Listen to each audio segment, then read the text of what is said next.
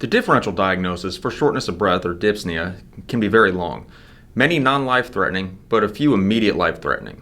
Asthma, anaphylaxis, COPD, CHF. Generally, there are no bigger priority than the inability to breathe. Here's a list of potentially life-threatening conditions related to the complaint of shortness of breath. So to breathe, your body needs to create negative pressure. That happens when the diaphragm contracts, which expands the chest cavity, pulling air into the lungs and blood into the inferior vena cava, adding to the cardiac preload. During the expiratory phase, the diaphragm relaxes, pushing air out of the lungs and blood out of the inferior vena cava into the right atrium. With positive pressure created by a BVM or CPAP, we're now pushing air into the lungs, pushing blood out of the inferior vena cava and decreasing the preload to the heart. And that's why it's so important when we're either using a BVM or a CPAP that the patient needs adequate blood pressure, which is why hypotension is a contraindication to using CPAP. In cases where the patient is hypotensive and not breathing adequately, we need to provide ventilations, but understand that the blood pressure will need to be supported as soon as possible. Additionally, you should expect that the blood pressure to drop and occur when using a BVM or CPAP, ensuring that you're providing either fluids or pressors to support the blood pressure so that the patient doesn't die. One of the first symptoms of hypoxia is anxiety, especially in acute cases. Orthopnea is when a patient states that they're unable to lie down. So when you're gathering a history, you may ask them if they sleep in a recliner or if they need several pillows while they're sleeping. When looking at the pathophysiology, we need to understand the difference between obstructive and restrictive diseases and what they mean. Obstructive means that there is a reduction in airflow. The image on the left shows where mucus and weakened bronchial wall reduce the ability for air to escape, thus creating air trapping. When this happens, remember that there will be a longer expiratory phase during their breathing. With restrictive pathophysiology, the mechanical ability to breathe, such as chest rise and fall, become inhibited. Again, obstructive is due to the inability for air to escape on expiration versus restrictive, where the mechanics of ventilation are inhibited. Let's look at angioedema. Angioedema occurs with anaphylaxis. Angioedema occurs due to vasodilation in the tissues that creates swelling. This usually has rapid onset, so be prepared and don't be surprised when you see it. You may not readily see the swelling occurring, so always ask the patient if they notice any issues with hoarseness, difficulty speaking, and especially swallowing. You may note some excessive drooling. Stridor is a high-pitched sound during inspiration and is indicative of an upper airway obstruction. We will continue to use the pathway as we walk through our calls. This provides the shared mental model in our approach to assess and care. The initial observation provides the beginning look of what's going on. The first impression identifies whether the patient is sick or not sick. We should also start our differential diagnosis to determine the highest priorities. Remember, the detailed assessment is important moving through the call to narrow down our differential diagnosis. Using the pathway during patient with shortness of breath, we need to look at the life threats and prioritize them based on the initial presentation.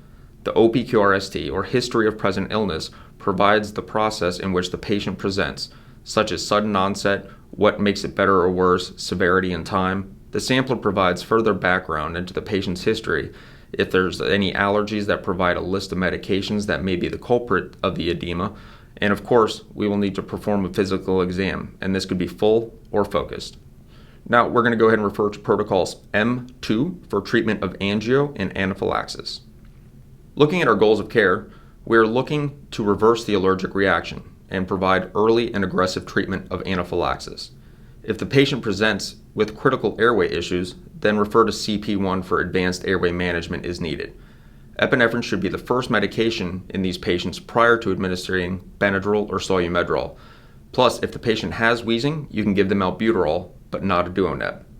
Be aggressive with airway management. If the patient presents in extreme distress, this may be the best time to start with securing the airway. As the swelling gets worse, so does the ability to secure the airway.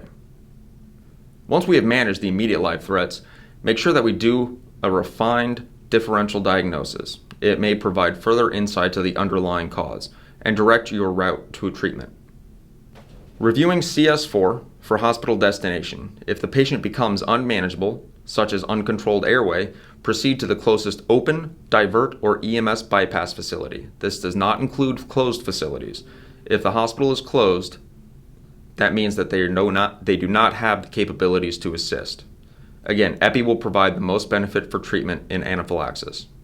Asthma is a chronic inflammatory disease, most notably with coughing, wheezing, and chest tightness. There's two types of triggers: externally due to smoke, dust, pollen, or cold temperature, which is why we see an increase in these calls when the temperature changes. Internal, such as excessive mucus production from infection or bronchial edema. Here are some of the signs and symptoms for asthma. Asthma is an obstructive pathway disease that has a hard time getting air out. Remember, these patients are going to have an extra expiration time that is a lot longer. Bronchospasms is when the muscles that surround the bronchioles constrict. The inflammation is usually due to a trigger such as an infection or an external reaction like the weather change. So with the inflammation and spasms, this is why we treat both with steroids and nebulizers. The most common medication is albuterol and Atrovent and epi. All work in a different way to relax the smooth muscles surrounding the bronchioles, and Solumedrol to combat the inflammation. We will be continuing to use the pathway as we walk through our calls. This provides the shared mental model in our approach of assessment and care. The initial observations provide the initial look of what's going on. The first impression identifies whether the patient is sick or not sick. We should start with the differential diagnosis to see the highest priorities would be. Remember, the detailed assessment is important moving through the call, narrowing down our differential diagnosis. Using the pathway during patients with shortness of breath, we need to look at the life threats and prioritize them based on the initial presentation. The OPQRST, or history of the present illness, provides the course in which the complaint came on. The sampler provides further background to the patient's history. And of course, we will need to perform a physical examination, and that could be either full or focused. When using waveform capnography, understand that the reason for the shark fin is due to the long expiratory phase. And as we have stated in the past, make sure when using the pulse ox that the shape of the Pleth waveform is normal and that the rate correlates with the pulse that you feel on the patient. This will ensure the accuracy. Goals of care is to recognize and treat obstructive pathophysiology in an aggressive and safe manner. Treat the bronchospasms with nebulizer or epi, and treat the inflammation with Solumedrol. Note that CPAP is a standing order now for asthma.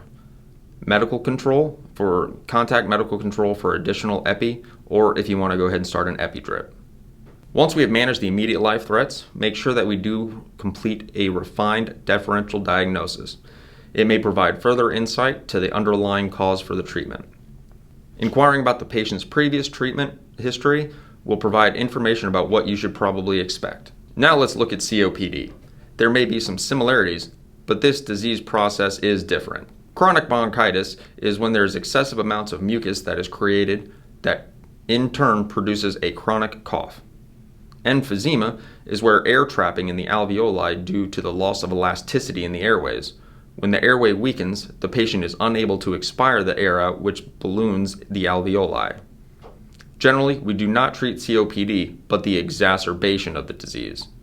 Exacerbations are due to environmental conditions or irritants, cold, dry air, fumes, or internally by excessive sputum production from the respiratory infection.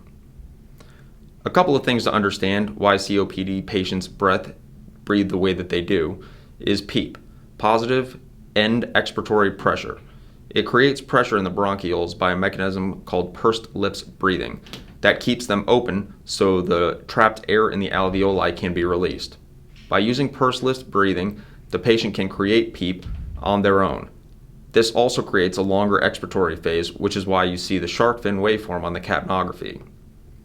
Most COPD patients have some level of shortness of breath or labored respirations. So in our questioning about this, we should make sure that we compare it to what their normal is. When using waveform capnography, understand that the reason for the shark fin is due to having a longer expiratory phase in the CO2 release. End tidal CO2 is the number that is measured on the monitor. The numerical measurement is derived from the very end of the expiration as you see it on the graph. That's why it's called the end of the tidal volume. And as we have stated in the past, make sure that when you are using the pulse oximetry, that the shape and the platform are normal and they correlate with the pulse that you feel in the patient. That'll make sure that it's accurate. Goals of care is to recognize and treat obstructive pathophysiology in an aggressive and safe manner. Treat the bronchospasms with nebs or epi, and treat the inflammation with solumedrol. CPAP is also a standing order now. Contact med control for additional epi, or if you want to start an epi drip. Now about MAG, evidence behind MAG is weak at best and only in specific population. So it should not be routinely used or reached for. If you feel that it works and you want to have a standing order or more likely to be giving it, you are welcome to send in some evidence, but be aware that the same challenge was given to the COG committee and they couldn't justify having a continued use for it. Inquire about the patient's previous treatment history. Will provide information about what you should expect. Now, moving on to congestive heart failure. While this is primarily a cardiac disease, it should be considered in our differential diagnosis in patients with shortness of breath. The main cause of congestive heart failure is hypertension over time. A tired or diseased heart is unable to keep up with the system's demands. Let's look at the images to see how heart failure really works. With the pump failure, the blood is not being effectively pumped out of the left ventricle into the aorta. From there, the blood backs up into the left atrium and the pulmonary veins and into the alveoli. Pulmonary edema is the accumulation of fluid in the air sacs that create rales or crackles that you hear when you're actually listening to lung sounds. Just remember, not everything that wheezes is asthma, just like not everything that shakes is a seizure.